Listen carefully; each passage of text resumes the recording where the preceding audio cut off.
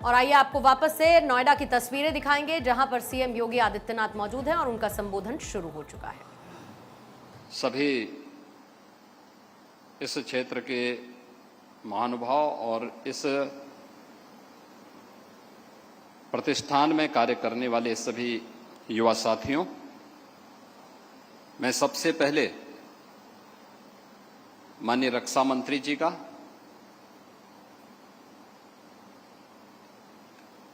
उत्तर प्रदेश के इस प्रतिष्ठान में आगमन पर हृदय से स्वागत करता हूं, उनका अभिनंदन करता हूं।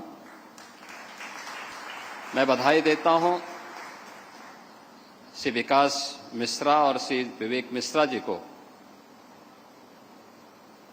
जिन्होंने आज की बढ़ती हुई चुनौतियों को देखते हुए रक्षा क्षेत्र की इन चुनौतियों का सामना करने के लिए इलेक्ट्रॉनिक वारफेयर को हम कैसे फेस कर सकते हैं और कैसे उन चुनौतियों का सामना कर सकते हैं, उस दृष्टि से अत्याधुनिक ड्रोन के निर्माण करने के साथ ही aircraft engine and defence aerospace test facility को यहां पर विकसित करने में सफलता प्राप्त की है। मैं इसके लिए इन्हें चेयरमैन श्री विकास मिश्रा जी को और सीईओ श्री विवेक मिश्रा जी को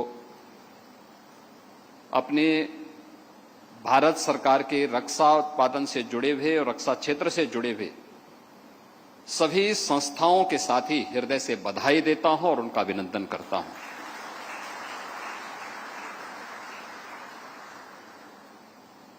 आपने देखा होगा अभी हाल ही में यह देश 1947 से लगातार विभिन्न प्रकार की चुनौतियों का सामना करता रहा है और प्रत्येक युद्ध का पैटर्न हर एक युद्ध ने बदलते हुए भी देखा है।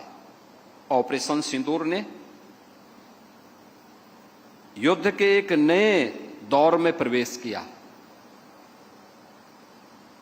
उसने भारत के सामर्थ्य और शक्ति का एहसास तो दुनिया को कराया ही, लेकिन हम सबकी आंखों को खोलने के लिए बहुत सारे ऐसे अवसर और ऐसे मौके भी हम लोगों को दिए हैं जो हमें भविष्य की चुनौतियों से जूझने और उनका सामना करने के लिए एक नई प्रेरणा भी प्रदान कर चुके हैं। और उस दृश्य से अपने आप को तैयार करना ये आज की आवश्यकता है, क्योंकि हम सब इस बात को जानते हैं कि आपके पास ताकत है तो दुनिया आपके सामने नतमस्तक होगी। और ये आज से नहीं, प्राचीन काल से ही भारतीय मनीषा तो इस बात को मानती रही है। जब महाभारत के युद्ध के दौरान गुरु द्रोणाचार्य से ही पूछा गया था कि आप शस्त्र धारण क्यों कर रहे हैं, तो उन्होंने एक ही बात कही थी। उस समय उनकी जो प्रेरणा थी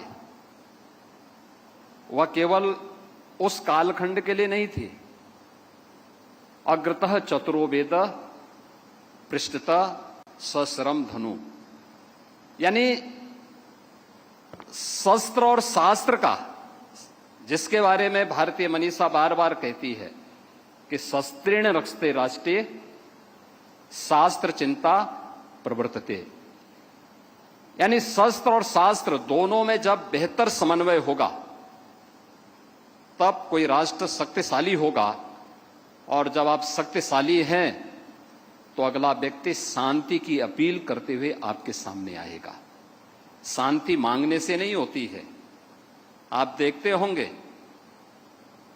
एक बकरी जिंदगी भर मिमियाती रहती है लेकिन कोई उसको बख्शता नहीं है, उसका मालिक हो या कसाई हो।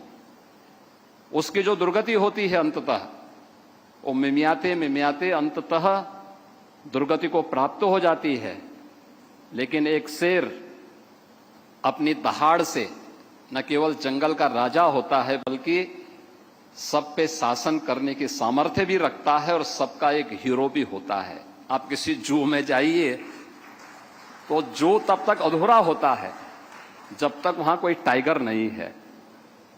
आप ढेर सारे वहां जानवर रख लीजिए। सीएम योगी को